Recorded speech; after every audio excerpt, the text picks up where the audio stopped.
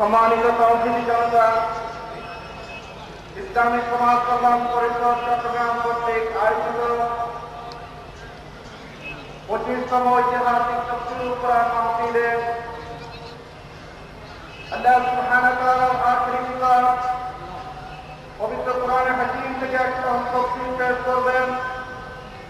তাফসীরুল কুরআন মাহফিলের মধ্যমণি नसीमा जानबे बतहा गुजर कुन जहवालम मोहम्मद रा खबर कुन बलागल उलम बिकमालिही कशफद दुजा बिजमालिही हसनद जमीउ खसालिही सल्लु अलैहि व आलिहि अल्लाहुम्मा आमीन। रब्बना ज़लमना अनफुसना व इन लम तगफिर लना व तरहमना लनकूनन्न मिनल खासिरिन। আল্লাহ তাআলা চট্টগ্রাম সমাজ কল্যাণ পরিষদ কর্তৃক আয়োজিত 5 দিন ব্যাপী তাফসীরুল কুরআন মাহফিল আজ 25 বছর পূর্তি উপলক্ষে আয়োজিত এ পবিত্র মাহফিলে আমরা কয়েকবার দুরূদ ও সালাম পড়ে তোমার দরবারে হাত তুলেছি। মেহেরবানি করে দুরূদ ও সালাম টুকুন সোনার মদিনায় নবী পাকের রওজা মুবারকে পৌঁছে দাও। तमाम পৃথিবীর মাটির নিচে যত মুমিন মুমিনাত শুয়ে আছেন তাদের আরওয়ার পরে সওয়াব পৌঁছে দাও রব্বুল আলামিন। এ মাহফিলে যারা এসেছেন আর আয়োজন যারা করেছেন, কিয়ামতের দিন মুসিবতের সময় আল্লাহ তাআলা এই কোরআন আমাদের জন্য সুপারিশকারী বানায় দিও রব্বুল আলামিন। এ মাহফিলের উদ্যোক্তা যারা তারা চেষ্টা করেছে, পরিশ্রম করেছেন, কামিয়াব করে দেওয়ার মালিক তুমি আল্লাহ। তুমি দয়া করে 5 দিনের এই মাহফিলকে তুমি সম্পূর্ণ সুন্দরভাবে আল্লাহ তুমি কামিয়াব করে দিও রব্বুল আলামিন। আকাশকে ভালো রেখো, মেঘ বৃষ্টি থেকে হেফাজত করো, দেশের চতুর্দিক থেকে মানুষের যাতায়াতের ব্যবস্থা আসান করে দিও। যাদেরকে দাওয়াত দেওয়া হয়েছে, যারা কথা বলবেন, রব্বুল আলামিন তোমার পক্ষ থেকে মানুষ হেদায়েত পেতে পারে এমন কথা বলার তৌফিক আমাদেরকে দান করে দিও। যারা শুনতে এসেছেন মনোযোগ সহকারে শুনে বাস্তব জীবনে আমল করার তৌফিক দান করে দিও ইয়া রব। করম তু अगर करे वो बात दे जुबां को जो दिल पर असर करे। रब्बना तक़ब्बल मिन्ना इन्नका अंतस समीउल अलीम व तुब अलैना इन्नका अंतत तव्वाबुर रहीम। सुब्हान रब्बिका रब्बिल इज्जति अम्मा यसिफून व सलामुन अलल मुरसलीन वल्हम्दुलिल्लाहि रब्बिल आलामीन। সম্মানিত সভাপতি, বন্ধুবর,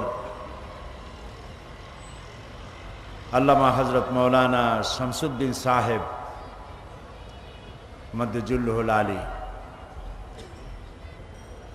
আজকের এই পবিত্র মাহফিলের রৌনক বখশ মেহমান আজিম বাইতুল শরফের হযরত পীর সাহেব হযরতুল আল্লাম শাহ কুতুবউদ্দিন সাহেব আতালাল্লাহু উমরাহু ওয়া বারাকাল্লাহু ফি হায়াতি, হযরত উলামায়ে কেরাম, বাংলাদেশের বিভিন্ন জেলা থেকে আগত, পার্শ্ববর্তী দেশ থেকে আগত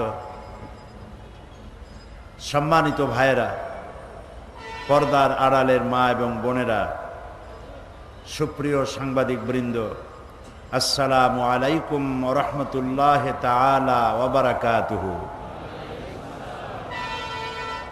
আমরা আল্লাহ সুবহানাহু ওয়া তাআলার দরবারে লাখো কোটি সুজুদ পেশ করছি, শুকর আদায় করছি, যিনি সেই চট্টগ্রামের মিউনিসিপ্যাল হাই স্কুল ময়দান থেকে শুরু করে কলেজিয়েট হাই স্কুল ময়দান থেকে প্যারেড ময়দান পর্যন্ত হাঁটি হাঁটি পা পা করে তাফসীরুল কোরআন মাহফিলকে 25 বছর এর ভরা যুবকে পরিণত করেছেন। 25 বছর পূর্তি উপলক্ষে আয়োজিত আজকের এই মাহফিলে যে আল্লাহ তাআলা আমাদেরকে উপস্থিত হবার তৌফিক দিয়েছেন, তার দরবারে শুকরগুজার হচ্ছি। আমরা সবাই পড়ছি, তাআলার শুকরিয়া আদায় করে নিলাম। চট্টগ্রাম সমাজ কল্যাণ পরিষদের যত কাজ তারা করেছেন, তাদের কাজের মধ্যে শ্রেষ্ঠ কাজ এই তাফসীরুল কোরআন মাহফিল। আমরা বলি আলহামদুলিল্লাহ। এই মাহফিল আজ 25 বছর পূর্ণ হলো। মহাকালের তুলনায় 25 বছর কিছুই না, কয়েক সেকেন্ড মাত্র, সেকেন্ডও পড়ে না। মহাকালের সময়ের তুলনায় সেকেন্ডের মধ্যেও পড়ে না। 25 বছর কিছুই না, কিন্তু আমাদের জীবনের জন্য 25 বছর অনেক বড় কথা। একটি একটি বছর করে 25টি বছর পার করেছি। এখানে আমরা এসেছি, কোরআনের কথা আমরা বলেছি। আল্লাহ যাদের দিয়ে বলাইছেন তারা বলেছেন, আর যাদের শোনার তৌফিক দিয়েছেন তারা শুনেছেন। আজকে 25 বছর পূর্তি উপলক্ষে আয়োজিত এই মাহফিলে সর্বপ্রথম আমি স্মরণ করি সেই সব বুজুর্গানদের কথা যারা এই মাহফিলকে চাঁদের মতো, তারকার মতো করে উজ্জ্বল করে রাখতেন। বাইতুল শরফের পীর হযরত মাওলানা শাহ আব্দুল জব্বার সাহেব, আল্লাহ তাআলা তাকে জান্নাতুল ফিরদাউসের মেহমান বানিয়ে নিন। গারাঙ্গিয়ার পীর সাহেব, এরপরে হযরত মাওলানা সিদ্দিক আজাদ সাহেব, মাওলানা আব্দুল লতিফ সাহেব, এরকম নাম জানা নাম অজানা অনেক ওলামায়ে কেরাম এই মঞ্চ সৌন্দর্য বৃদ্ধি করেছেন। তার মধ্যে আরো উল্লেখযোগ্য ছিলেন হযরত মাওলানা আব্দুল আহাদ আল মাদানী আওলাদে রাসূল। আল্লাহ তাআলা তাদের সকলকে জান্নাতের মেহমান বানিয়ে নিন। এবং এই 25 বছরের ভিতরে যারা এই মাহফিলে শরীক হয়েছিলেন শ্রোতা হিসেবে, টাকা দিয়ে, পয়সা দিয়ে, বিভিন্নভাবে বুদ্ধি দিয়ে, পরামর্শ দিয়ে, তাদের মধ্যে যারা আজকে বেঁচে নাই, আল্লাহ তাআলা তাদেরকেও ক্ষমা করে দিন। এবং এই তাফসীরের মাহফিলে আসতে গিয়ে যাতায়াতের পথে যারা আহত হয়েছেন, নিহত হয়েছেন, আল্লাহ তাআলা তাদের প্রতিও রহম করুন। এ মাহফিলের আয়োজকদের জন্যে সমাজ কল্যাণ পরিষদকে আমি আমার নিজের পক্ষ থেকে এবং মাহফিলের পক্ষ থেকে আন্তরিক মোবারকবাদ জানাই, ধন্যবাদ জানাই যে আল্লাহ তাআলা এই বিশাল তাফসীরুল কোরআন মাহফিলের আয়োজন করার তৌফিক তাদেরকে এনায়েত করেছেন। এ মাহফিলে বিদেশিরা এসে তো একথা বলেছেন, মিশরের, কুয়েতের, কাতারের, মালয়েশিয়ার, ইন্দোনেশিয়ার, সৌদি আরবিয়ার বড় বড় আলেমরা এই মঞ্চে দাঁড়িয়ে বলেছেন পৃথিবীতে কোরআনে কারীমের তাফসীরের এত বড় মাহফিল আর কোথাও হয় না। সুবহানাল্লাহ। আমরা আল্লাহর প্রশংসা করি, আমরা বলি সুবহানাল্লাহ, আমরা বলি আলহামদুলিল্লাহ, আমরা বলি আল্লাহু আকবার। সুতরাং এই আয়োজন যারা করেছেন তাদেরকে মোবারকবাদ জানাই। এরপরে আমি মোবারকবাদ জানাই চট্টগ্রামবাসীদের জন্য। এই চিরঙের যারা অধিবাসী, তাদের জন্য একদিকে ঈদের মতো আনন্দ, প্রত্যেকের ঘরে ঘরে মেহমান। তারা এই মেহমানদেরকে থাকার দিয়েছেন, খাওয়ার দিয়েছেন, মানুষের যাতায়াতের ব্যবস্থা করেছেন। 5টা দিন মানুষের রাস্তা বন্ধ করে দেওয়া, রাস্তাগুলি বন্ধ হয়ে যায়, মানুষের যাতায়াতে কষ্ট হয়, কেউ তাতে মন খারাপ করে না, গালাগালি দেয় না।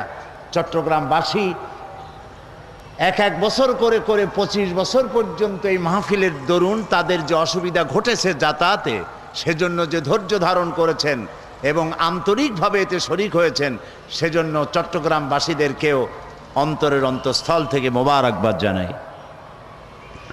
প্রিয় ভাই সব, কোরআনে কারীম আপনারা শোনার জন্য এসেছেন। আর এই কোরআন হচ্ছে পৃথিবীর মানুষের জন্য আল্লাহর পক্ষ থেকে সর্বশ্রেষ্ঠ হেদায়েতের গ্রন্থ। আল্লাহ তাআলা এই মানুষের প্রতি যত দয়া করেছেন, সব থেকে বড় দয়া করেছেন কোরআন দিয়া। তাও আমরা সুবহানাল্লাহ বলবো না? মানুষের চোখ দিয়েছেন, মুখ দিয়েছেন, কান দিয়েছেন, নাক দিয়েছেন, চলার ব্যবস্থা করেছেন, আকাশ থেকে বৃষ্টি দিয়েছেন, জমিন ভিজাইয়া ফসল উৎপাদন করে দিয়েছেন, খাবার দিয়েছেন, পরার দিয়েছেন, যৌবন দিয়েছেন, বিয়ে দিয়েছেন, বাচ্চা হয়েছে, ক্ষমতা দিয়েছেন। যা করেছেন আল্লাহ তাআলা এই পৃথিবীর মানুষের জন্য, তার মধ্যে সর্বশ্রেষ্ঠ দয়া যেটা করেছেন তার নাম কোরআন শরীফ দিয়ে দয়া করেছেন বেশি। কোরআনে কারীমের সূরা আর রহমান দেখুন। বিসমিল্লাহির রহমানির রহিম। আর রহমানু আল্লামাল কুরআনা খালাকাল ইনসানা আল্লামাহুল বায়ান।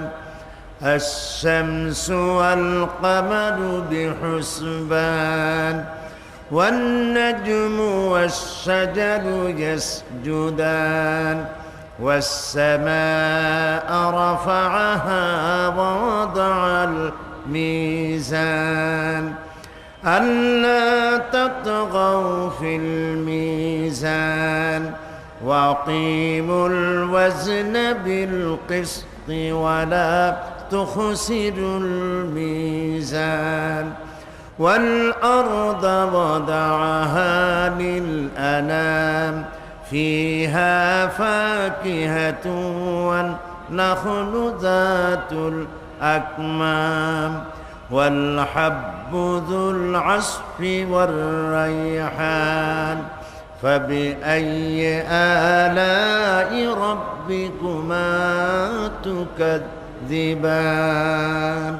صدق الله العظيم। সূরা আর রহমান, এখানে আল্লাহ তাআলা বলতে পারতেন আর রাজ্জাকু আল্লামাল কোরআন। এই কোরআন তিনি নাজিল করেছেন যিনি রিজিক দাতা। অথবা আল্লাহ তাআলা তার যে কোনো সিফাতি নাম এখানে ব্যবহার করতে পারতেন, তা না করে তিনি বলেছেন আর রহমান আল্লামাল কোরআন। এই কোরআন শরীফ যিনি শিক্ষা দিয়েছেন তিনি হচ্ছেন রহমান, তিনি দাতা, তিনি দয়ালু। তার মতো দয়া আকাশেও কারো নাই, জমিনেও কারো নাই। ওয়া রাহমাতি ওয়াসআত কুল্লা শাই। আমার রহমত গোটা পৃথিবী পরিব্যাপ্ত করে রেখেছে। সুবহানাল্লাহি ওয়া বিহামদিহি। মায়ের বুকের মধ্যে দুধ সৃষ্টি হয়ে আল্লাহর রহমত, আল্লাহর দয়া মায়ের বুকের ভিতরে দুধের আকার ধারণ করে বাচ্চার জীবন রক্ষার ব্যবস্থা হয়েছে। আল্লাহর রহমত পাথরের বুক চিরে ঝর্ণা ধারা হয়ে মানুষের পিপাসা নিবৃত করেছেন। আল্লাহর রহমত মরুভূমির ভেতরে পান্থবাদক গাছ তৈরি হয়ে মানুষের পিপাসা নিবৃত্ত করেছে। আল্লাহ তাআলার রহমত গোটা বিশ্বের সর্বত্র এই রহমত ছেয়ে আছে। তার রহমতের কোনো শেষ নাই, কোনো কুল নাই, কোনো কেনারা নাই।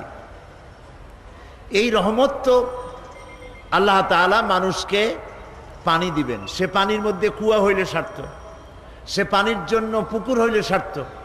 কিন্তু আল্লাহ পুকুর কুয়া শুধু বানান নাই, পানির জন্য বিশাল জলাধার সমুদ্র তৈরি করেছেন। এবং সেই সমুদ্র তৈরি করে শেষ করেন নাই, নদী বানাইছেন। নদীর থেকে খাল বানাইয়া মানুষের দরজা পর্যন্ত পানি পৌঁছায় দিয়েছেন। মাটির তলের মধ্যে মাটির পরতে পরতে পানি রেখেছেন। পানি এক জায়গায় জমা করা দয়ার প্রমাণ নয়, দয়ার প্রমাণ হলো পানিটা প্রাণী জগতের ঘরে ঘরে পৌঁছে যাওয়া, তাতেও পাচ্ছে কিনা।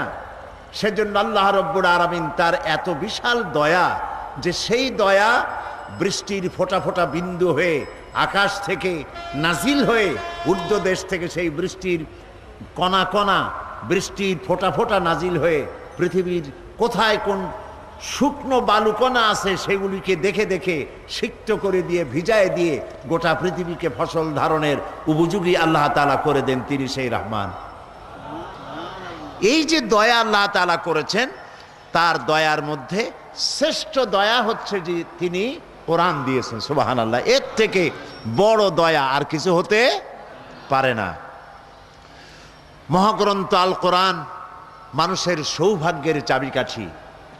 এই কোরআন এসেছে মানুষের সৌভাগ্য করে দেওয়ার জন্য, ভাগ্যাহত করার জন্য কোরআন আসে নাই। আল্লাহ রাব্বুল আলামিন কোরআনে কারীমের মধ্যে বলেছেন, তাহা মা আনজালনা আলাইকাল কুরআনা লিতাশকা। আল্লাহ তাআলা বলেন, নবী হে, এই কোরআন আপনার প্রতি এই জন্য অবতীর্ণ করা হয় নাই যে কোরআনের কারণে আপনি ভাগ্যাহত হবেন। কোরআন আপনাকে ভাগ্য বিবর্জিত করবে, ভাগ্য বিপর্যস্ত করবে। কোরআন এর কারণে আপনি হতভাগ্য হবেন, এই জন্য কোরআন আসে নাই। কোরআন এসেছে, কোরআন যাদের কাছে থাকবে তারা হবে পৃথিবীর শ্রেষ্ঠ সৌভাগ্যবান জাতি। আমরা লক্ষ্য করে দেখতে পাই, ইতিহাস সাক্ষী, 610 খ্রিস্টাব্দে কোরআন নাজিলের সূচনা লগ্ন, কোরআন নাজিলের সূচনা লগ্ন 610 খ্রিস্টাব্দ থেকে। সেই সময় অবহেলিত কুসংস্কারাচ্ছন্ন জাতিকে দুনিয়ার সেরা জাতিতে পরিণত করেছে এই কোরআন শরীফ। যারা ছিল চোর, যারা ছিল ডাকাত, যারা ছিল নারীর ইজ্জত সম্ভ্রম হরণকারী, তারা হয়ে গিয়েছিল নারীর সতীত্বের হেফাজতকারী, মানুষের ধন এবং সম্পদের হেফাজতকারী হয়েছিল এই কোরআনের কারণে। এ হচ্ছে সেই কোরআন যে কোরআনের কারণে যারা ছাগল চড়াইতো, যারা মেষ পালন করত, তাদেরকে আল্লাহ তাআলা এশিয়া আফ্রিকার বাদশা বানায় দিলেন। তাদের দখলে গোটা এশিয়া, ইউরোপ, আফ্রিকার শাসক আল্লাহ তাদের বানায় দিলেন। যেসব বেদুইনরা খাওয়া জানতো না, পড়া জানতো না, ভদ্রতা জানতো না, কুসংস্কারান্য ছিল, তাদের সুপ্ত প্রতিভাকে জাগ্রত করে কোরআন তাদেরকে বিচারপতি বানালো, সেনাপ্রধান বানালো, তাদেরকে রাষ্ট্রদূত বানালো, তাদেরকে পৃথিবীর শ্রেষ্ঠ মানুষে পরিণত করে দিল। এই কোরআন ব্যক্তিকে সেরা ব্যক্তি বানায়, সমাজকে সেরা সমাজ বানায়, রাষ্ট্রকে শ্রেষ্ঠ রাষ্ট্র বানায়। এই কোরআনই তো হযরত ওমর রাদিয়াল্লাহু তাআলা আনহুর মতো মানুষকে, যিনি রাসূলুল্লাহকে হত্যা করতে এসেছিলেন, কতটা জাহিল হলে পরে একজন মানুষ আল্লাহর নবী হত্যা করতে আসতে পারে, সেই মানুষটাকে এই কোরআন কোথায় নিয়ে গেল? নবী করিম সাল্লাল্লাহু আলাইহি ওয়াসাল্লাম তিনি বলেছেন, লা নবিয়্যা বাদি ওয়ালা রাসূলা, আমার পরে নবীও আসবে না, রসুলও আসবে না, কিন্তু আমার পরে যদি নবী কেউ হতো তাহলে অবশ্যই ওমর নবী হয়ে যেতেন। সুবহানাল্লাহি বিহামদিহি। এই মানুষগুলিকে এই শ্রেষ্ঠ পর্যায়ে, শ্রেষ্ঠ জাতি, শ্রেষ্ঠ সমাজে পরিণত করেছিল কোরআন। এই কোরআন শুধু নেকি লাভের জন্য, তেলাওয়াতের জন্য আসে নাই, যেটা আমরা করে থাকি। আমাদের দেশে মানুষেরা কোরআনে কারীমকে শুধুমাত্র সওয়াবের নিয়তে কোরআন শরীফ খতমের প্রতিযোগিতা করে। রমজান মোবারকে ছেলে, পুত্রবধূ, নাতি পুতি সবাই মিলে কোরআন শরীফ খতমের প্রতিযোগিতা করে এবং এই নিয়ে কথাবার্তা হয় যে আমার পুত্রবধূ 3 খতম পড়েছে, আমার ছেলে 5 খতম, বউ 10 খতম, আমিও খতম দিতে দিতে নিজেও খতম। এই যে কোরআন শরীফ খতম করলো, আচ্ছা করেন, কোরআন শরীফ পড়েন, আপনি পড়তে তো, তেলাওয়াত করতে তো কোনো নিষেধ নাই, তেলাওয়াত তো করবই, কিন্তু শুধু তেলাওয়াতের জন্য তো কোরআন নাজিল হয় নাই। আমরা কি কথা বুঝতেছি? শুধু তেলাওয়াতের জন্য কোরআন নাজিল হয় নাই। কোরআন শরীফ তেলাওয়াত করতে হবে, কোরআন শরীফ বুঝতে হবে, কোরআন শরীফ আমল করতে হবে। এই জন্য কোন সাহাবীর সূরা বাকারার মতো একটা সূরা সম্পূর্ণ তেলাওয়াত করতে 2 বছর 3 বছর 4 বছর সময় লেগে গিয়েছে। কেন লেগেছে? এত দেরি হয়েছে কেন? এই জন্য দেরি হয়েছে, তারা এক একটি আয়াত তেলাওয়াত করতেন, বুঝতেন, আর বাস্তব জীবনে তা আমল করতেন, তারপরে আর একটা তেলাওয়াত করতেন। এই জন্য সাহাবায়ে কেরাম যখন জমিনের উপর থেকে হেঁটে যেতেন তখন মনে হতো যেন জীবন্ত কোরআন হেঁটে যাচ্ছে। আজকে আমাদের দেখলে কি তা মনে হয়? বলেন, আজকে আমাদের দেখলে কি তা মনে হয়? আমাদের দেখলে তা মনে হয় না। আপনারা ইউসুফ ইসলামের নাম শুনেছেন, ইউরোপের পপ সিঙ্গার, মেগা স্টার বলা হয় তাকে। চট্টগ্রামেও আসছিলেন। ও, হযরত মাওলানা শামসুদ্দিন সাহেব বলছেন তিনি চিটাগং এসেছিলেন এবং সমাজ কল্যাণের পক্ষ থেকে তাকে সম্বর্ধনা দেওয়া হয়েছিল। তার নাম ছিল ক্যাটস স্টিভেন্স। তিনি ইসলাম কবুল করলেন, মুসলমান হয়ে গেলেন। আমি একসঙ্গে কয়েকটি প্রোগ্রাম তার সাথে আমার হয়েছে। একবার তিনি লন্ডনে এক জায়গায় বক্তৃতায় বললেন, তিনি বহু বছর আগে মুসলমান হয়েছেন এবং ইসলামের জন্য যথেষ্ট খেদমত তিনি করছেন। একদিন তিনি বক্তৃতা করতে গিয়ে বললেন যে আমি খ্রিস্টান থাকাকালীন অবস্থায় কোরআন পড়েছি, কোরআন বুঝেছি, হাদিস পড়েছি, হাদিস বুঝেছি, কোরআন হাদিস পড়ে আর বুঝে ইসলাম কবুল করেছি। কিন্তু এখন আমি চিন্তা করি যে কোরআন হাদিস পড়ার আগে, বোঝার আগে আমি যদি এই মুসলমানদেরকে দেখতাম, তাদের আচরণগুলি আমি জানতাম, তাহলে ইসলাম কবুল করা বোধহয় আমার পক্ষে সম্ভব হতো না। তাও আপনারা সুবহানাল্লাহ কইলেন নাকি? আরে ভাই, এতে তো ইন্না লিল্লাহ পড়া উচিত।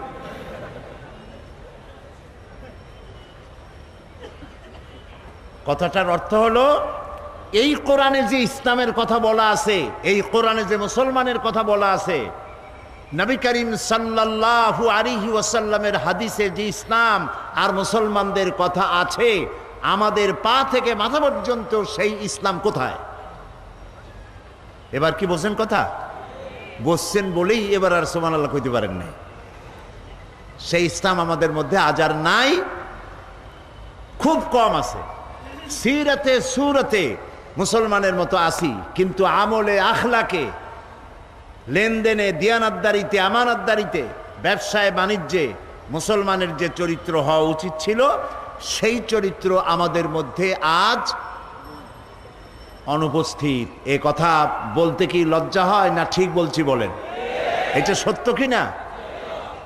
সেই জন্য একসময় তো এমন ছিল, পৃথিবীতে আমরা সংখ্যায় ছিলাম কম, মাত্র 1 গ্লাস পানি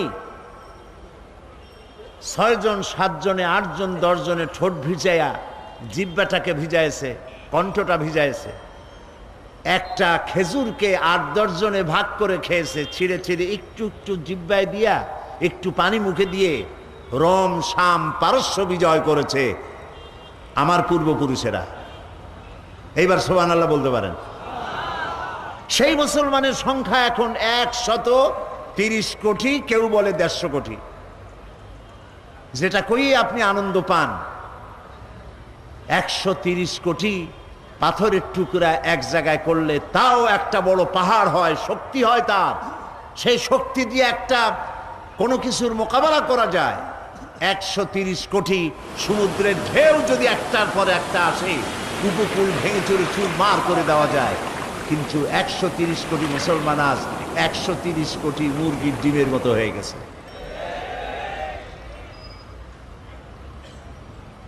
বলতে আজ খুব দুঃখ হয়।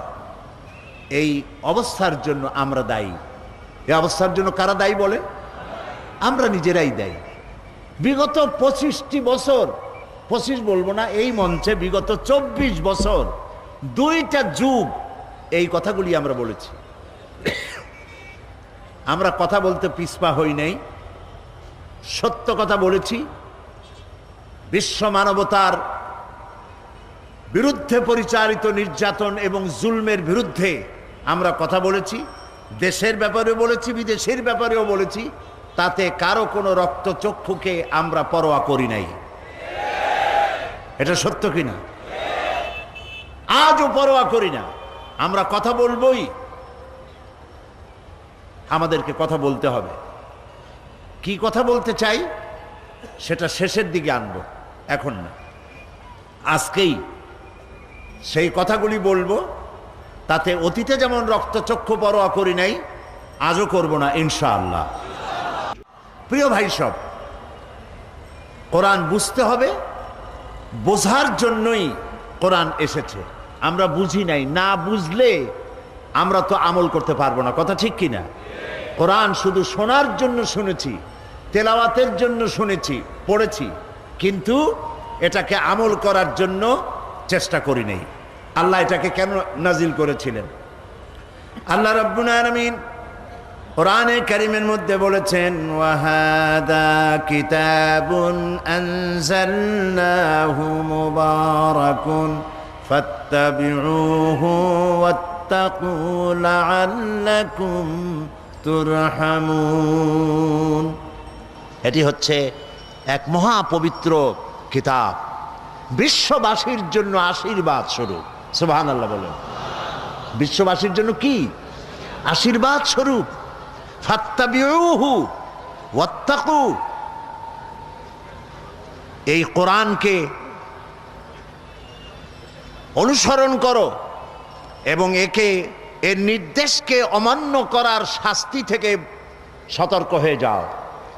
এতে যে নির্দেশগুলি আছে, সেই নির্দেশগুলি যদি অমান্য করো, তাহলে অমান্যকারীকে প্রচণ্ড রকম শাস্তি দেওয়ার ক্ষমতা তার আছে, যিনি কোরআন অবতীর্ণ করেছেন। সুবহানাল্লাহ। তাহলে কোরআন আসছে কি জন্য বলেন? অনুসরণ করার জন্য, বোঝার জন্য আর অনুসরণ করার জন্য। কোরআন না বুঝলে থাকবেন অন্ধকারে, আর যদি বুঝতে পারেন, আমল করতে পারেন, তাহলে আসবেন কিসের মধ্যে? আলোর মধ্যে। দেখুন আল্লাহ কি বলছে।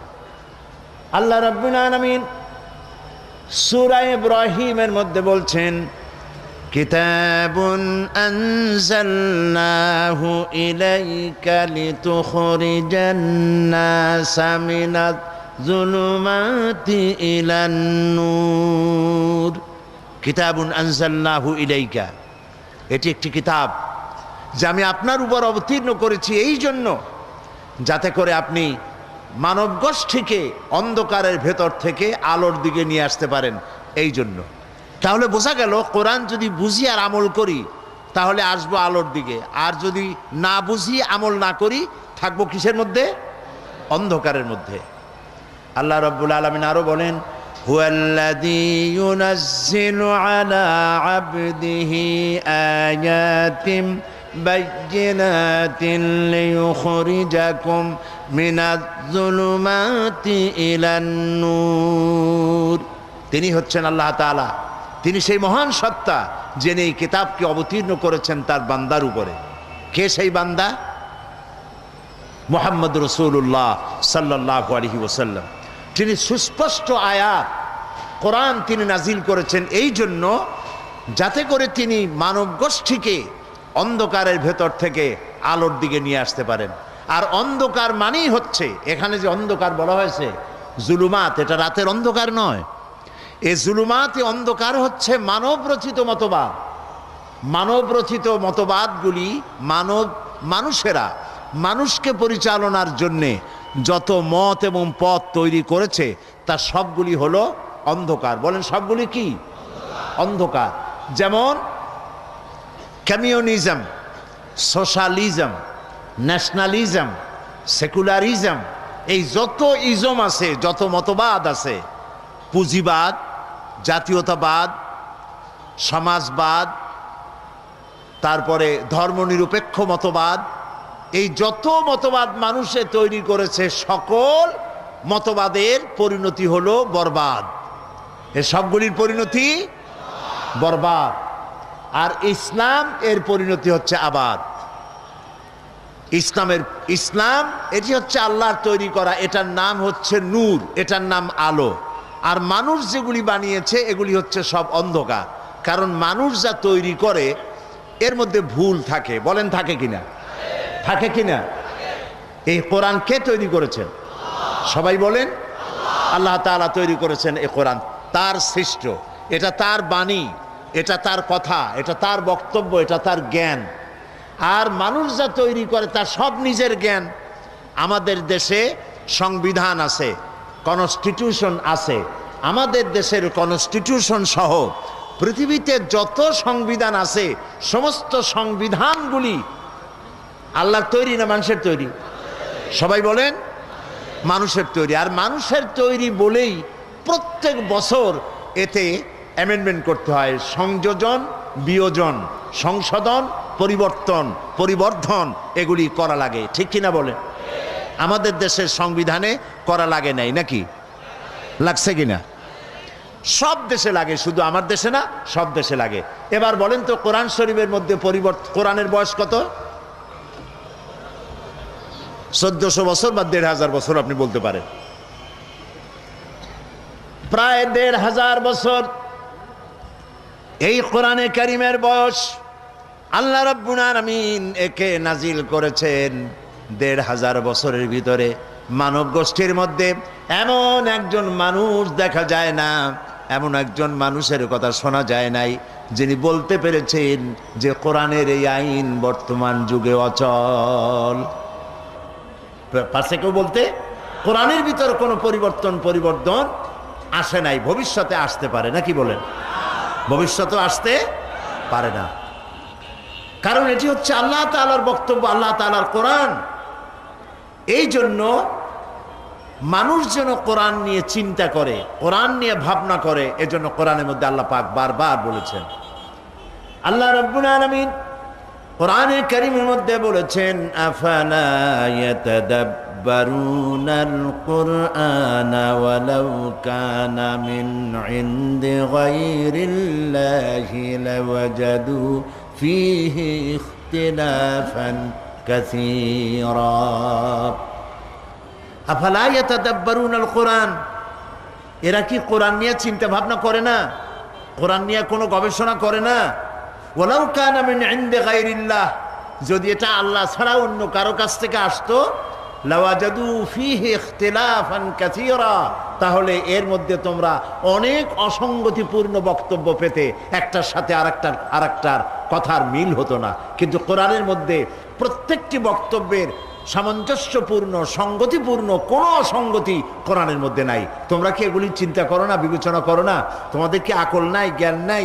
আফালা তুবসিরুন, আফালা তাসমাউন, আফালা তাকিলুন, তোমরা কি দেখতে পাও না? তোমরা কি শুনতে পাও না? তোমাদের কি জ্ঞান নাই, আকল নাই? আল্লাহ তাআলা বারবার বলছেন এটা দেখো, কোরআন সম্পর্কে চিন্তা করো, ভাবনা করো, গবেষণা করো। কোরআন শরীফের মধ্যে আল্লাহ তাআলা বলছেন, কিতাবুন আনজালনাহু ইলাইকা মুবারাকুন লিয়াদাব্বারু আয়াতিহি ওয়া লিয়াতাযাক্কারা উলুল আলবাব। এটি একটি কিতাব, আমি একে নাজিল করেছি, এটাকে আমি অবতীর্ণ করেছি। এটি একটি আশীর্বাদ, এটি একটি রহমত গোটা বিশ্ববাসীর জন্য। এই আয়াতগুলি সম্পর্কে তোমাদের চিন্তা ভাবনা করা উচিত, গবেষণা করা উচিত। আল্লাহ রাব্বুল আলামিন বলেন, আফালা ইয়াতাদাব্বারুনাল কুরআনা আম আলা কুলুবিন আকফালুহা, তারা কি এই কোরআন নিয়ে কোনো চিন্তা ভাবনা করে না, নাকি তাদের কলবের মধ্যে তালা লেগে গেছে? তাদের অন্তঃকরণ কি তালা লেগে গেছে? তারা কোরআন নিয়ে চিন্তা ভাবনা করে না কেন? আল্লাহ তাআলা কোরআন নিয়ে গবেষণা করার জন্য বলেছেন, চিন্তা ভাবনা করো, গবেষণা করো, কি নিয়ামত আল্লাহ তাআলা তোমাদেরকে দান করেছেন। আমি শুরুতেই বলেছি, এ কোরআন নাজিল করেছেন যিনি, তিনি হচ্ছেন রহমান। নিজের এই নামটি তিনি ব্যবহার করেছেন, এই কারণে বিশ্ববাসীর জন্য, মানব গোষ্ঠীর জন্য আল্লাহ যত দয়া করেছেন, কোরআন নাজিল করে সর্বশ্রেষ্ঠ দয়ার প্রমাণ দিয়েছেন তিনি। সুবহানাল্লাহ। এই জন্য মন মস্তিষ্ক, যারা মন মস্তিষ্ক কাজে লাগায় না, তারা বুঝবে কি করে? তারা কি আমি কি দেখি সেটা তো আমার মস্তিষ্ক দিয়ে চিন্তা করা উচিত, ঠিক কিনা বলে? এরপরে কান কি শুনলো সে সম্পর্কে এরা খবর রাখে না। কি দেখলো তা চিন্তা করে না, কি শুনলো তা চিন্তা করে না। তার শরীরে কিসের স্পর্শ করলো তাও সে বুঝতে পারলো না, তার মানে হলো তার মগজকে সে কাজে লাগাচ্ছে না। এই জন্য তার ব্রেনকে, তার মগজকে, তার চোখকে কাজে লাগানো দরকার। আল্লাহ তাআলা আমাদেরকে যে সমস্ত নিয়ামত দান করেছেন, হস্তপদাতি, চক্ষু, কর্ণ, নাসিকা, এগুলি সব কাজে লাগাতে হবে কোরআন শরীফ বোঝার জন্য। আল্লাহ তাআলা চোখ দিয়েছেন, এই চোখকে আমরা কাজে লাগাই নাই। আল্লাহ তাআলা বলেন فإنها لا تعمى الأبصار ولكن تعمى القلوب التي في الصدور। আল্লাহ তাআলা বলছেন এদের যে বাহ্য দৃষ্টি আছে এই চোখ তাদের নষ্ট হয় নাই, কিন্তু ভেতরের চোখ, অন্তঃকরণের চোখের উপরে পর্দা পড়ে গেছে, তালা লেগে গেছে। সেই জন্য কোরআন সম্পর্কে চিন্তা ভাবনা করে না, কোরআন সম্পর্কে ধারণা তাদের নাই। কোরআনকে তাবিজের কিতাব মনে করা হয়, কোরআনকে তদবিরের কিতাব মনে করা হয়, কোরআনকে শুধু তেলাওয়াতের কিতাব বলা হয়, অথচ এই কোরআন শরীফ একটি জাতি গঠন করেছিল। সুবহানাল্লাহ ওয়া বিহামদিহি। আপনারা নিশ্চয়ই জানেন, আমি কথা অনেকবার বলেছি, আমাদের দেশের কলেজ আছে, বিশ্ববিদ্যালয় আছে, মাদ্রাসা আছে, এর অনেকগুলি সিলেবাস আছে, সিলেবাসে অনেক বই আছে। এই সিলেবাসের হাজারো বই দিয়ে, সিলেবাসের অনেকগুলি বই দিয়ে মানুষেরা যে পরীক্ষা দিল অনেক সাবজেক্টের উপরে, তা দিয়ে কি তৈরি হলো? কলেজ বিশ্ববিদ্যালয়গুলি আমাদেরকে কি উপহার দিল? এবার দেখেন, নবী করিম সাল্লাল্লাহু আলাইহি ওয়াসাল্লাম তারও একটা বিশ্ববিদ্যালয় ছিল। আমি আমার ভাষায় বলি, সেই বিশ্ববিদ্যালয়ের নাম হলো আল হেরা ইউনিভার্সিটি। সেই আল হেরা ইউনিভার্সিটির চ্যান্সেলর যদি হন আল্লাহ রাব্বুল আলামিন, তাহলে এর ভাইস চ্যান্সেলর ছিলেন মুহাম্মদুর রাসূলুল্লাহ সাল্লাল্লাহু আলাইহি ওয়াসাল্লাম। আর ছাত্র দেখেন, এই বিশ্ববিদ্যালয় থেকে ছাত্র তৈরি হলেন আবু বকর, ওমর, ওসমান, আলী, আবু ওবায়দা ইবনুল জাররাহ, জুবাইর ইবনুল আওয়াম, আব্দুর রহমান বিন আউফ, আবু মুসা আশআরী রিদওয়ানুল্লাহ তাআলা আলাইহিম আজমাইন। এই যে লোক তৈরি হলো, তামাম পৃথিবীর সমস্ত বিশ্ববিদ্যালয়গুলি একত্রিত হয়ে যদি প্রচেষ্টা করে, একজন ওমর তারা কি বানাতে পারবে?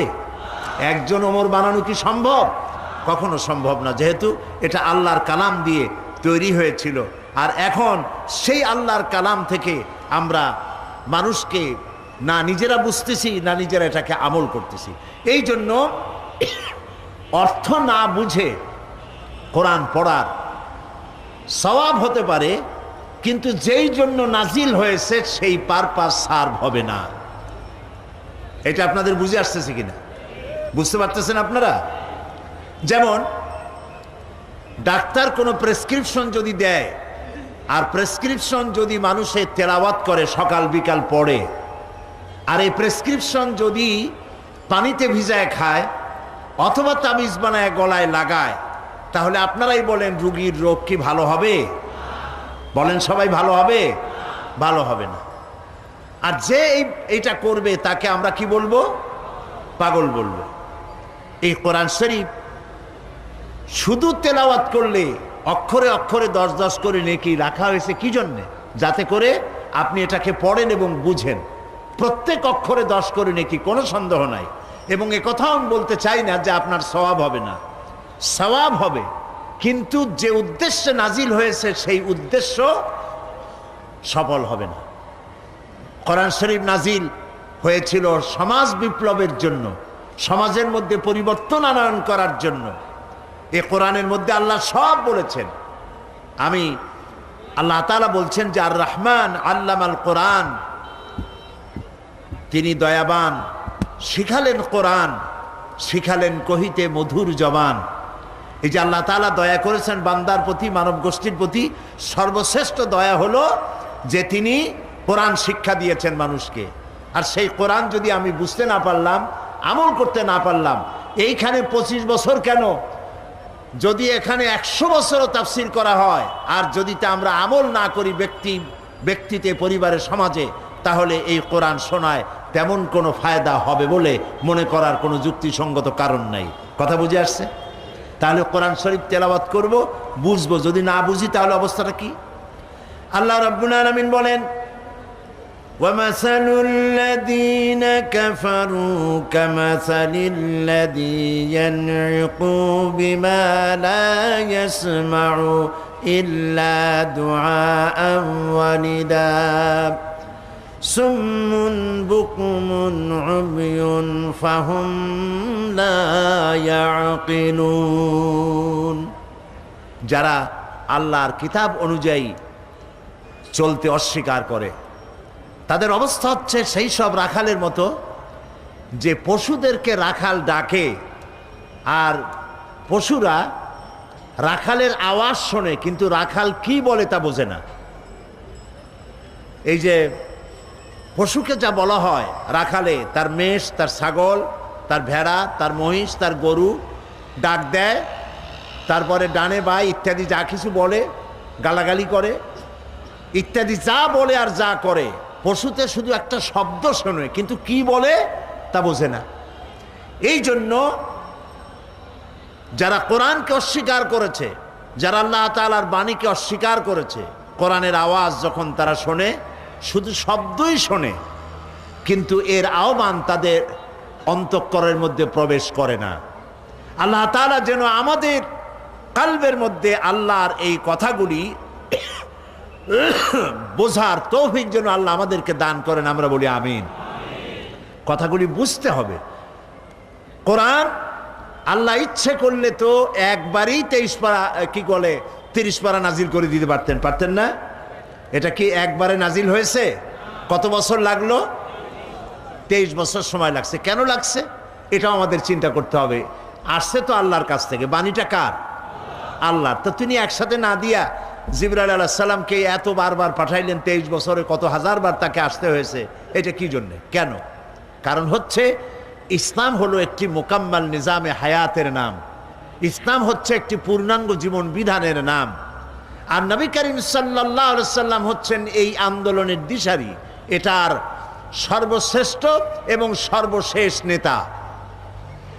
এখন এই ইসলামী আন্দোলনকে, এই জীবন ব্যবস্থাকে প্রতিষ্ঠিত করতে গিয়ে যত রকমের বাধা বিপত্তির মোকাবেলা তিনি করেছেন, ওই বাধা বিপত্তিকে উত্তরণের জন্য আল্লাহর পক্ষ থেকে যত বক্তব্য, বিবৃতি, আল্লাহর ভাষণ, আল্লাহর রায়, আল্লাহর কথা যা কিছু জিবরাইল এনেছেন নবী করিম সাল্লাল্লাহু আলাইহি সাল্লামের কাছে, সেগুলি যে কিতাবে লিপিবদ্ধ হয়েছে ওই কিতাবের নাম কোরআন শরীফ। কোরআন শরীফ বিশ্বাস করুন এটা কোনো তাবিজের কিতাব নয়। অনেক কোরআন শরীফ আছে বাংলাদেশে যে কোরআন শরীফের শুরুতেই অনেকগুলি নকশা থাকে, তাবিজের নকশা। আপনারা নিশ্চয়ই লক্ষ্য করেছেন আমাদের দেশে বাংলা ভাষায় যে কোরআনগুলি ছাপা হয় তাতে এই নকশাগুলি থাকে, বিশেষ করে এই সাবকন্টিনেন্টে বাংলাদেশ, পাকিস্তান, ইন্ডিয়া, এইখানে যে কোরআনগুলি ছাপা হয় সে কোরআন শরীফের মধ্যে এই ধরনের নকশা থাকে। সূরা মরিয়মের নকশা, সূরায়ে ইউসুফের নকশা, সূরায়ে মায়েদার নকশা, এই আবার নিচে লেখা থাকে এই নকশা ব্যবহার করলে জ্বর ছেড়ে যাবে, ওই নকশা ব্যবহার করলে বিয়ে হবে তাড়াতাড়ি, ওই নকশা ব্যবহার করলে বাচ্চা হবে শীঘ্র, এই রকমের নানান কথাগুলি লেখা। এই কোরআন শরীফের সাথে যারা সূরার নকশা ছাপায় দেন তারা রীতিমতো কোরআন শরীফের সাথে বেয়াদবি করেন, কোরআন শরীফের সাথে তারা তামসা করেন। এই আরবি, তারা আরবি অক্ষরগুলির কতগুলি নাম্বার বানিয়েছেন। এই নাম্বার তো রাসূলুল্লাহ বানান নাই, এই নাম্বারগুলি তো সাহাবায়ে কেরাম দেন নাই। আলিফের নাম্বার কত, বায়ের নাম্বার কত, তায়ের নাম্বার কত, এইভাবে কতগুলি নাম্বার দিয়া সূরাগুলি একত্রিত করিয়া 1273, 1792, 1421, 230 ইত্যাদি কতগুলো নাম্বার দিয়া এগুলি দিয়া এক একটা সূরা নকশার মধ্যে ঢুকাইছে। এরভাবে ঢুকায়া বিসমিল্লাহির রহমানির রহিমের অক্ষরগুলির মোট হিসাব করে 786 বানাইছে। এখন এগুলি মানুষেরা লিখতেছে, এগুলি দরজায় লিখে রাখে, সিডিতে লিখে রাখে 786।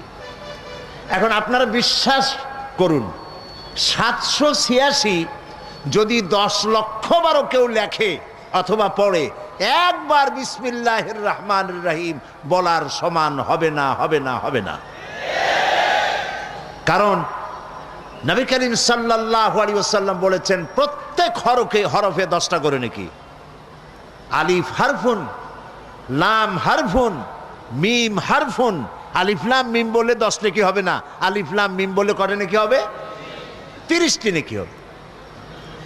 নবীজির এই হাদিস অনুযায়ী যে ব্যক্তি পড়েন আমার সাথে বিসমিল্লাহির রহমানির রহিম, এইমাত্র যখনই আমরা বিসমিল্লাহির রহমানির রহিম পড়লাম, আল্লাহ রাব্বুল আলামিন নবীর কথা অনুযায়ী আমাদের আমলনামায় 190টি লিখে দিয়েছেন।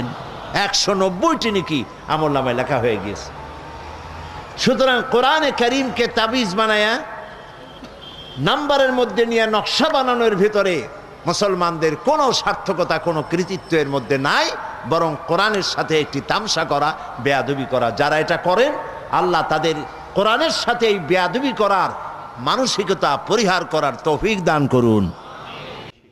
প্রিয় ভাই সব, কোরআন নাজিল হয়েছে আরবি ভাষায়। কেউ কেউ বলতে পারেন যে কোরআন আমরা বুঝি না। ভাই কেন বোঝেন না? বুঝি না এই কারণে, যেহেতু কোরআন আমার মাতৃভাষা নয়। জবাব দিতে পারেন, কিন্তু এই জবাব কি কিয়ামতে ধোপে টিকবে? যদি ফেরেশতা জিজ্ঞেস করে কোরআন বুঝেছো, বলে না কোরআন বুঝি নাই। কেন বুঝো নাই? যেহেতু এটা আরবি ভাষা তাই বুঝি না, ওটা আমার মাদার ল্যাঙ্গুয়েজ না, এই জন্য বুঝি নাই। ফেরেশতা যদি পাল্টা প্রশ্ন করে যে তুমি তো ইংরেজি খুব ফটর ফটর করতে পারতা, তো আরবি যদি তোমার মাদার ল্যাঙ্গুয়েজ না হয়, তাহলে ইংরেজি তোমার কোন দেশি ফাদার ল্যাঙ্গুয়েজ কও সেটা আগে। এটা তুমি বুঝলা কেমনে? তার মানে হচ্ছে আমরা চেষ্টা করি নাই। কোরআন আল্লাহ তাআলা আরবিতে নাজিল করেছেন এই জন্য যাতে আমাদের বুঝতে সহজ হয়। সুবহানাল্লাহ বলবেন। আল্লাহ তাআলা বলছেন, ইন্না আনসালনাহু কুরআনান আরাবিয়্যান লাআল্লাকুম তা'কিলুন। নিঃসন্দেহে এ কোরআনকে আমি আরবি ভাষায় নাজিল করেছি এই জন্য যাতে করে তোমাদের বোধগম্য হয়, যাতে করে তোমরা বুঝতে পারো।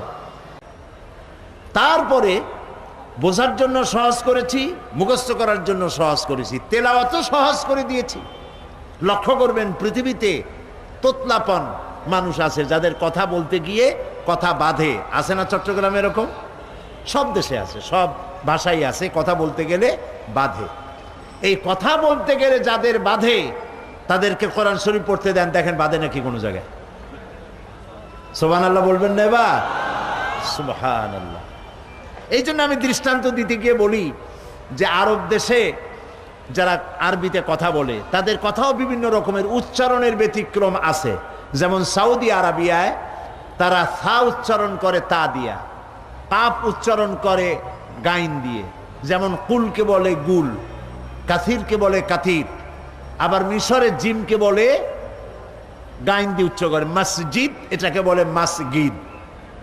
ওয়াজারাতুল খারিজিয়া তাকে বলে ওয়াজারাতুল খারগিয়া। হাজিকে বলে হাগি। এই যে উচ্চারণের তাদের ব্যতিক্রম, কোরআন যখন পড়ে একজন সৌদি আরবিয়ান মুসলমান অথবা ইজিপশিয়ান, যখন একজন মুসলমান যখন কোরআন পড়ে, তো আউযু বিল্লাহি মিনাশ শায়তানির রাগীম বলে না, ওখানে ঠিক হয়ে যায়। আবার যখন সৌদি আরবিয়ার কেউ কুল হু আল্লাহ পড়ে, সেখানে সে গুল হু আল্লাহ পড়ে না। তার অর্থ হল নিজের ভাষার উচ্চারণের ভিতরে যতই ত্রুটি বিচ্যুতি থাকুক না কেন, আল্লাহর কোরআন যখন মানুষ পড়ে তেলাওয়াত করে, আল্লাহ রাব্বুল আলামিন জবানের আড়ষ্টতা দূর করে দিয়ে কোরআনে কারিমের তেলাওয়াত আল্লাহ সহজ করে দেন। এটা বোঝাও সহজ, তেলাওয়াত করাও সহজ, মুখস্থ করাও সহজ, কারণ এটা আল্লাহ তাআলা নাজিল করেছেন। আল্লাহ রাব্বুল আলামিন বলেন, ফাইন্নামা ইয়াসসারনাহু বিলিসানিকা লাআল্লাহুম ইয়াতাযাক্কারুন। হে নবী, অবশ্যই কোরআনকে আমি আপনার বাক প্রক্রিয়ার মধ্যে আমি সহজ করে দিয়েছি, যাতে করে লোকেরা সহজেই এর থেকে উপদেশ গ্রহণ করতে পারে। নবী করিম সাল্লাল্লাহু আলাইহি ওয়াসাল্লাম কোরআন শরীফ যখন নাজিল হতো, তিনি তেলাওয়াত করতেন খুব দ্রুত গতিতে, যাতে করে আয়াত, পারা, সূরা, জের, জবর কোন রকমের ছুটে না যায়। মহান আল্লাহ রাব্বুল আলামিন নবীজির এই কষ্ট লক্ষ্য করলেন আর তাকে জানায় দিলেন, লা তুহাররিক বিহি লিসানাকা লিতাজালা বিহি। ও নবী, কোরআনকে মুখস্থ করার জন্যে আপনার জিহ্বা এত নাড়াচাড়া করার কোনো প্রয়োজন নাই। জিবরাইল যখন আপনার প্রতি কোরআন অবতীর্ণ করে, আমার জিবরাইলের সাথে একবার মাত্র আপনি কোরআনে কারীম তেলাওয়াত করবেন, আপনার সিনার ভিতরে গোটা কোরআন শরীফ মুখস্থ করায় দেওয়ার মালিক আমি আল্লাহ। আমি আপনাকে মুখস্থ করায় দেব, আপনাকে তেলাওয়াত করার তৌফিক দিব, এ কোরআন আপনাকে বোঝার তৌফিক দান করে দেব। মানুষকে যেন আপনি তেলাওয়াত করে বুঝাইতে পারেন, সে তৌফিকও আমি আল্লাহ আপনাকে দান করে দেব। প্রিয় ভাই সব, এই কোরআন হচ্ছে মানবতার মুক্তি সনদ। আমরা এই পৃথিবীতে দুইটা জিনিস আমরা চাই, মানুষ যত যাই চাও, দুইটা হলো মেইন, দুটা প্রধান। একটা হচ্ছে এই পৃথিবীতে চাই শান্তি, পৃথিবীতে কি চাই, আর আখিরাতে জাহান্নাম থেকে চাই মুক্তি। পৃথিবীতে যদি আমরা শান্তি চাই, তাহলে কোরআনের ব্যবস্থা ছাড়া শান্তি আমরা পাবো না, কোরআনের আইন ছাড়া শান্তি পাবো না। আপনি সন্ত্রাস দূর করবেন, সন্ত্রাস দূর করতে চান, চাঁদাবাজ, মাস্তান, হাইজাকার বন্ধ করতে চান, পারবেন না বন্ধ করতে, 100% বন্ধ করতে পারবেন না। কাঙ্ক্ষিত মানেও পৌঁছাতে পারবেন না যতক্ষণ পর্যন্ত কোরআনের আইন চালু না করেন। কেবলমাত্র কোরআনের আইন দিয়েই এটা বন্ধ হতে পারে। এই জন্য পৃথিবীতে শান্তি যদি চাই, কোরআনের আইন লাগবে। আমি আর রহমান আল্লামাল কোরআন, আল্লাহ যে দয়াবান, তিনি যে মানবতার প্রতি কোরআন নাজিল করে শ্রেষ্ঠ দয়া করেছেন। এক এক করে পর্যায়ক্রমে 5 দিন আমরা এখানে কথা বলবো, ইনশাআল্লাহ আমি আলোচনা করব। বলেন সবাই ইনশাআল্লাহ। আল্লাহ যেন তৌফিক দেন, বলেন আমিন। কোরআন হচ্ছে জীবন যাপনের নির্ভুল ব্যবস্থা। পৃথিবীর সব মতবাদে ভুল, এই কোরআন হচ্ছে 3 সের জন্য বললেন মাত্র। পৃথিবীর সমস্ত জীবন ব্যবস্থা মানুষের চলার জন্য যা বানানো হয়েছে সব ভুল, একমাত্র কোরআন জোরে বলে নির্ভুল কিতাব, একমাত্র এই কোরআন। কোরআন দিয়ে যদি সমাজ গড়ি, কোরআন দিয়ে যদি ব্যক্তি গড়ি, কোরআন দিয়ে যদি রাষ্ট্র গড়ি, তবেই কাঙ্ক্ষিত শান্তি আসবে, নইলে শান্তি আসবে না। মানুষের ভালো মন্দের মাপকাঠি এটা, কল্যাণ অকল্যাণ, মঙ্গল অমঙ্গল সবকিছু এইটার মধ্যে নির্ভর করে। আল্লাহ তাআলা বলছে, তাবারাকাল্লাযী নাযালাল ফুরকানা আলা আবদিহি লিয়াকুনা লিল আলামিনা নাযীরা। অতীব বরকতপূর্ণ সেই মহান আল্লাহ, যিনি তার বান্দার কাছে ফুরকান নাজিল করেছে। আল ফারকু বাইনাল হাক্কি ওয়াল বাতিল, হে কোরআন হচ্ছে সেই ফুরকান যা হক আর বাতিলের মধ্যে পার্থক্য সূচিত করে, মিথ্যা সত্য আর মিথ্যা, কল্যাণ আর অকল্যাণ, মঙ্গল আর অমঙ্গলের মধ্যে পার্থক্য সৃষ্টি করে সঠিক পথের দিশা দেয় যে কিতাব, তার নাম হচ্ছে কোরআন শরীফ। সেই কোরআনের সাথে আমাদের ব্যবহারটা কি? এই কোরআনের সাথে আমাদের ব্যবহার সম্পর্কে মাহিরুল কাদেরী একটা সুন্দর কবিতা তিনি লিখেছেন। মাহিরুল কাদেরী, কোরআনের সাথে, যে কোরআন আমার জীবন, আমার সম্পদ, আমার ঈমান, আমার রক্ত, আমার রুহু, আমার জীবন, আমার স্বাধীনতা, আমার সার্বভৌমত্ব, আমার ইজ্জতের প্রতীক যে কোরআন, সেই কোরআনের সাথে আমাদের ব্যবহারটা কি? মাহিরুল কাদেরী তিনি লিখছেন, ताक़ों में सजाया जाता हूँ, आँखों से लगाया जाता हो, ताबीज बनाया जाता हो, धो धो के पिलाया जाता हो। কোরআন বলছে, কোরআনের ভাষায়, কোরআনের হয়ে কবি বলতেছেন, আমার সম্মান দেখো, আমাকে তাকের উপরে রাখা হয়। কোরআন কেউ নিচে রাখে? কোথায় রাখে? তাকের উপরে, আলমারির উপরে সুন্দর করে রাখে, তারপরে ধরিয়া চোখে লাগায়। এরকম এরপরে চোখে লাগায়, চুমা খায়, তাবিজ বানায়া গলায় ঝুলায়, ধুয়ে ধুয়ে পানি খায়। जुज़दाने हरीर व रेशम के और फूल सितारे चांदी के, फिर इत्र की बारिश होती है, खुशबू में बसाया जाता हो। রেশমের কাপড়ে আমারে জড়ায় রাখে, ফুল এবং চাঁদি দিয়ে আমার উপরে ছড়িয়ে দেওয়া হয়, আতরের বৃষ্টি বর্ষণ করা হয়। किस बज़्म में मेरा जिक्र नहीं, किस उर्स में मेरी धूम नहीं, फिर भी मैं अकेला रहता हूँ, मुझसा कोई मजलूम नहीं। সব মাহফিলে আমার কথা বলা হয়, দিনী মাহফিলগুলিতে। আমাকে এমন কোন অনুষ্ঠান আছে মুসলমানদের যেখানে ধর্মীয় মাহফিলগুলিতে আমার সম্মানের কথা বলা না হয়, আমার ইজ্জতের কথা বলা হয়, আমার সুমা দেওয়া হয়, শ্রেষ্ঠ কিতাব বলা হয়। এরপরেও আমি একা থাকি, আমার চাইতে মজলুম কেউ নাই, আমাকে নিয়ে কেউ চিন্তা করে না, আমাকে নিয়ে কেউ ব্যক্তি গড়ে না, আমাকে নিয়ে সমাজ গড়ে না, আমাকে কেউ নিয়ে রাষ্ট্র গড়ে না, আমি একা মজলুম হয়ে পড়ে আছি। মূল বাস্তব কথা হচ্ছে, পৃথিবীতে কোরআনের মতো মজলুম কিতাব এই পৃথিবীতে আর নাই। সামান্য ক্লাস 1-এর ছেলে, নার্সারি গ্রুপের ছাত্র, সেও যা পড়ে বানান করে বুঝে বুঝে পড়ে। আর এই কোরআন আল্লাহর কিতাব মানুষ বুঝতে চেষ্টা করে না। এর থেকে দুঃখ আর কিছুই হতে পারে না। প্রিয় ভাই সব, এই জন্য আমাদের প্রয়োজন হচ্ছে কোরআন বোঝা, কোরআনের উপরে চিন্তা করা, কোরআনের উপরে আমল করা। আল্লাহ রাব্বুল আলামিন বলেন, قل بفضل الله وبرحمته فبذلك فليفرحوا هو خير مما يجمعون। قل بفضل الله وبرحمته, হে নবী আপনি বলুন। শুনতেছেন আপনারা? আল্লাহ তাআলা বলছেন, নবী আপনি বলেন, বেফাদলিল্লাহি ওয়া বিরহমাতিহি, ও পৃথিবীর মানুষেরা, তোমাদের উপরে আল্লাহর করুণা, আল্লাহর রহমত হচ্ছে এই যে কোরআনের মতো একখানা কিতাব আল্লাহ তোমাদেরকে দান করেছেন। সুবহানাল্লাহ বলেন।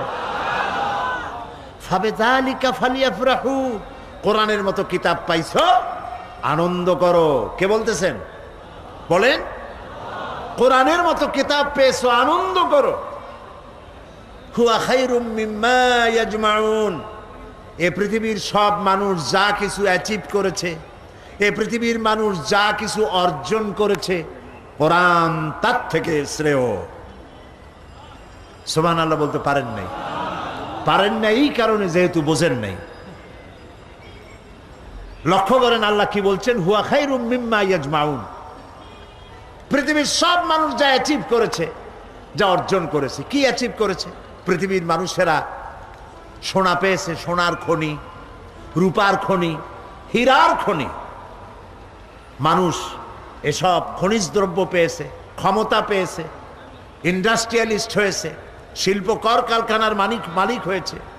গোটা পৃথিবীর মানুষ জাগতিক সম্পদ বলতে যা আছে, যা কিছু পৃথিবীর সব মানুষ অর্জন করেছে, তার মোকাবেলায় কোরআন শ্রেষ্ঠ। এর থেকে উত্তম আর পৃথিবীতে কিছু নাই। সর্বশ্রেষ্ঠ হচ্ছে কোরআন। প্রিয় ভাই সব, সেজন্য আল্লাহ বলছেন আনন্দ করো। এই আনন্দ আমরা করে থাকি। এই ডিসেম্বর মাসের, এটা কি মাস যাচ্ছে? এই ডিসেম্বরের 16 তারিখে আমরা আনন্দ একটা করছি, করি নাই? ওটা কি আনন্দ কন্ত? বিজয়ের আনন্দ। পৃথিবীর প্রত্যেকটি দেশ তাদের স্বাধীনতার আনন্দ করে, আমরাও একটি স্বাধীনতার আনন্দ করি। তবে আমাদের দেশের মানুষের 2 বার স্বাধীনতা অর্জনের অভিজ্ঞতা আছে।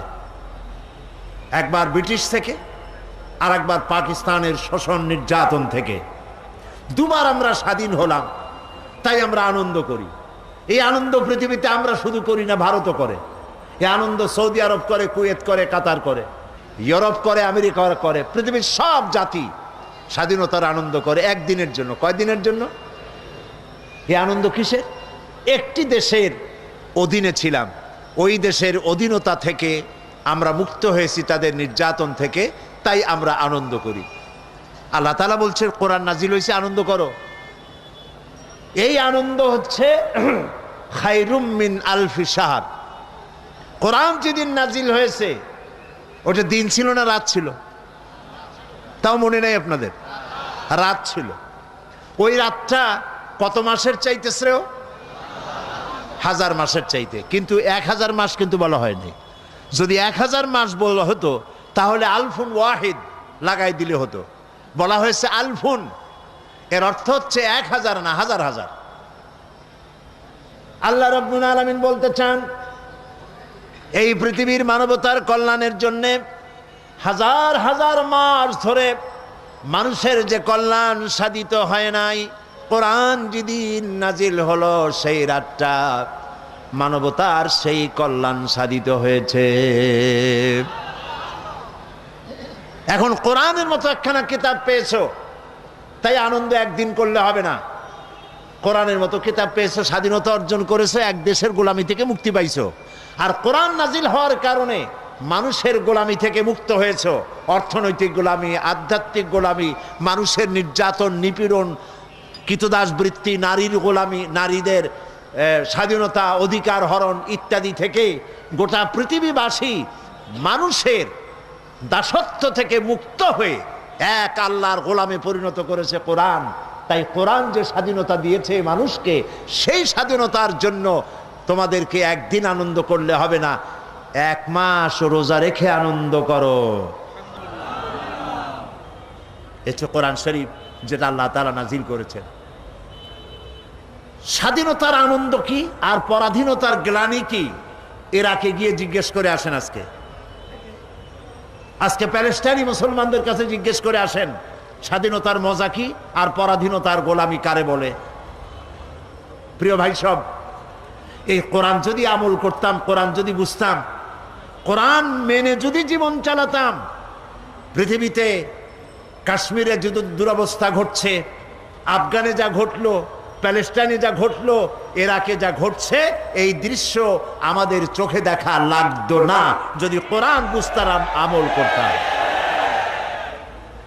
আজ বিশ্বজোড়া মুসলমানদের উপর অত্যাচার চলছে, জুলমের শিকার সারা পৃথিবীর মুসলমানেরা। আমরা লক্ষ্য করেছি পৃথিবীতে কোন দেশের উপর কোন দেশ, পৃথিবী লক্ষ্য করুন, পৃথিবীর কোন দেশ যদি অন্যায় করে, কোন দেশ যদি আন্তর্জাতিক আইন লঙ্ঘন করে, মানবতা বিধ্বংসী, মানব বিধ্বংসী কোনো পারমাণবিক অস্ত্র যদি কেউ সংরক্ষণ করে পার্শ্ববর্তী দেশকে অথবা মানুষকে ধ্বংস করার জন্যে, এই সব কোনো দেশ অন্যায় করলে সেই দেশের অন্যায় যাতে বন্ধ হয়, অন্যায় না করতে পারে, সেই জন্য পৃথিবী দায়িত্ব দিয়েছে জাতিসংঘকে। ঠিক কিনা? আমি জাতিসংঘের ইতিহাস বলবো না, কারণ সেটা বলার জায়গা এটা না।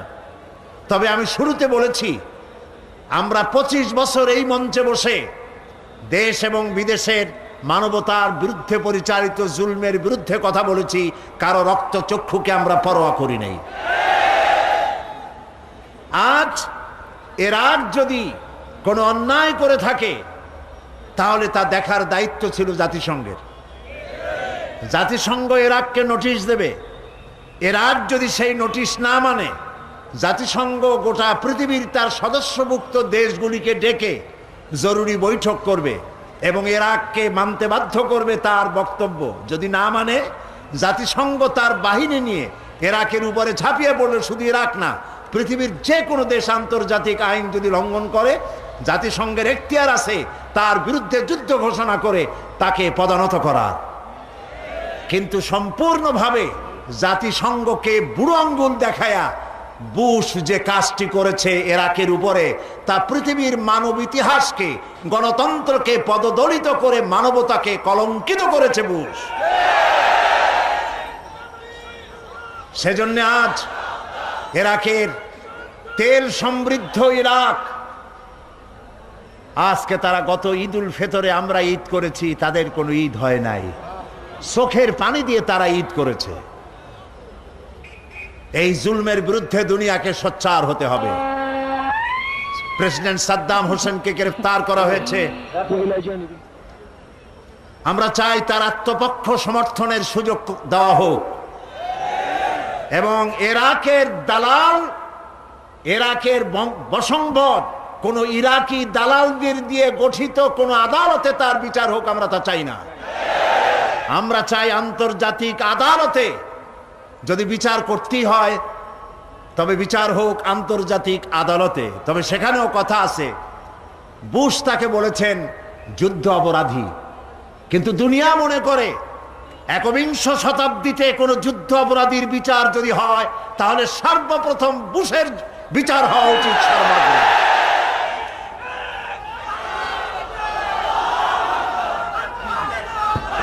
প্রিয় ভাই সব,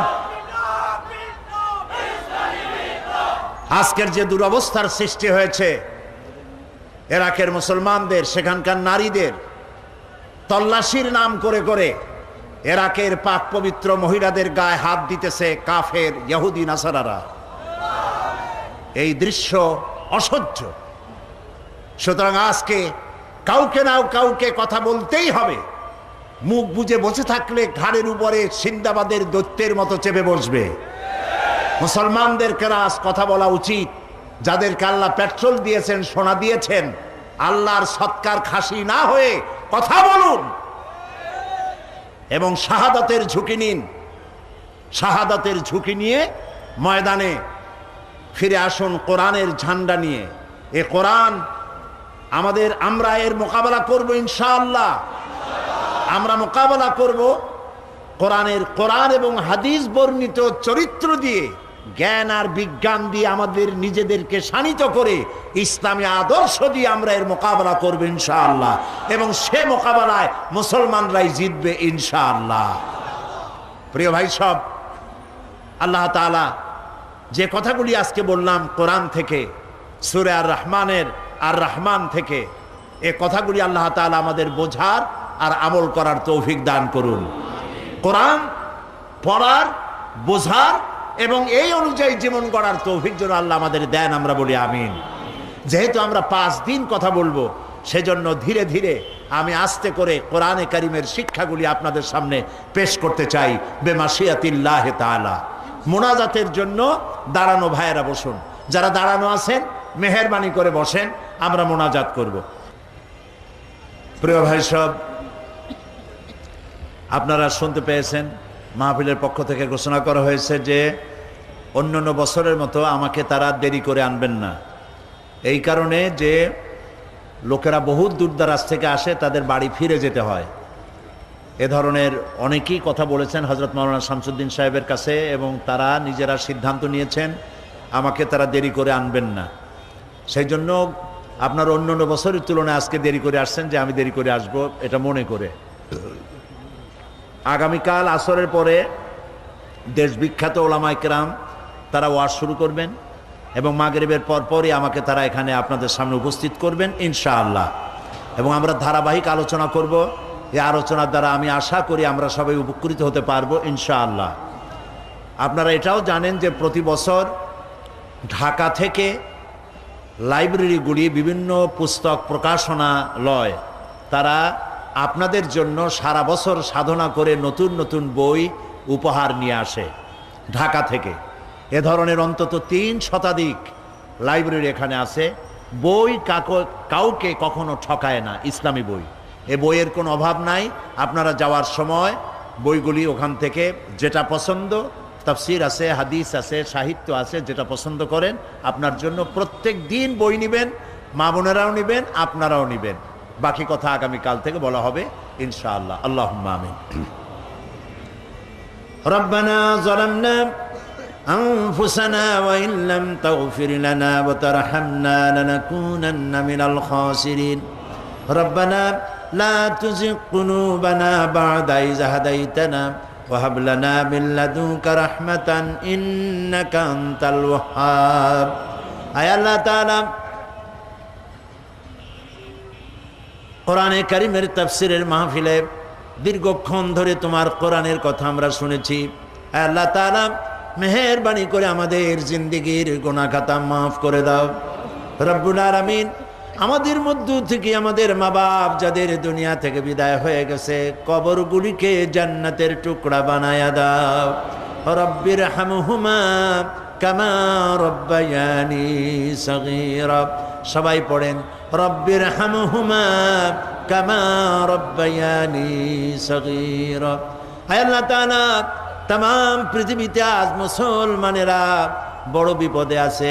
আল্লাহ তাআলা তুমি দয়া করে মুসলমানদের সাহায্যকারী হয়ে যাও রব্বুল আলামিন। আমাদের উপরে যারা জুলুম করে তুমি দেখতে পাচ্ছ, দুনিয়ার ইহুদি নাসারা আর মুশরিকরা ঐক্যবদ্ধভাবে মুসলমানদেরকে টার্গেট করেছে।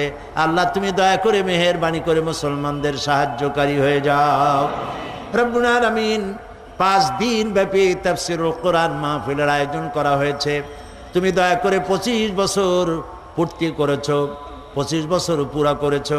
আল্লাহ তাআলা তুমি দয়া করে মাহফিলকে বরকতপূর্ণ করে দাও।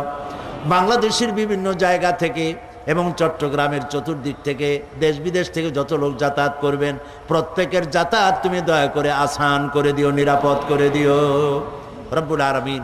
এই মাহফিলে আমাদেরকে যারা কথা বলেন তাদের কেমন কথা বলার তৌফিক দিও, যাতে করে মানুষের হেদায়েত নসিব হয়ে যায়। আর যারা শুনতে আসেন আল্লাহ তাআলা প্রত্যেককে মনোযোগ সহকারে কথাগুলি বুঝে আমল করার তৌফিক দিও রব্বুল আলামিন। মাহফিলের সভাপতি হযরত মাওলানা শামসুদ্দিন সাহেব তোমার গোলাম, আল্লাহ তুমি দয়া করে তাকে সেহাতে কুল্লিয়া হায়াতে তাইয়্যিবা তুমি তাকে দান করে দিও। মাবুদ তার সাথী সঙ্গী যারা যারা এটার জন্য পরিশ্রম করছেন, দিন রাত কষ্ট করতেছে, আল্লাহ তাদের প্রতি তুমি রহমত নাজিল করে দিও রব্বুল আলামিন। এই মাহফিলে অনেকে দোয়া চায়, আর কেন যেন মানুষের একটি ধারণা হয়েছে যেখানে তোমার কাছে আমরা বিনীতভাবে যে কেঁদে কেঁদে দোয়া করি, তুমি দয়া করে কবুল করো, এই ধারণা হয়েছে মানুষের। আল্লাহ তাআলা মানুষের এই ধারণাকে তুমি মিথ্যা পরিণত করো না। আল্লাহ তাআলা মানুষের কোরআনের বরকতে হাত তোলে, যেই নিয়ত করে নেক নিয়ত আল্লাহ তুমি পুরা করে দিও। আল্লাহ তাআলা দুবাই থেকে, কাতার থেকে, সৌদি আরব থেকে, অস্ট্রেলিয়া থেকে, ইউরোপ থেকে বহু টেলিফোন আমার কাছেও এসেছে। আল্লাহ তাআলা দোয়া চেয়েছেন তারা, যিনি যেই নিয়তে দোয়া চান আল্লাহ প্রত্যেকের দিলের নিয়ত তুমি দয়া করে পূরণ করে দিও।